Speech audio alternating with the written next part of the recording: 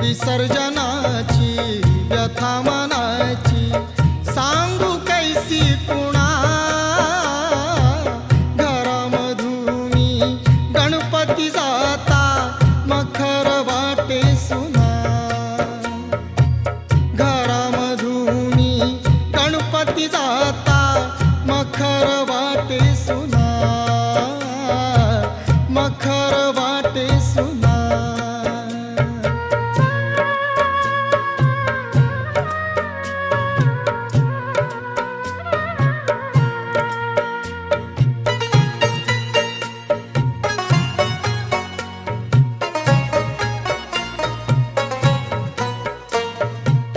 दहा दिवस या पाटावरती बसून गेला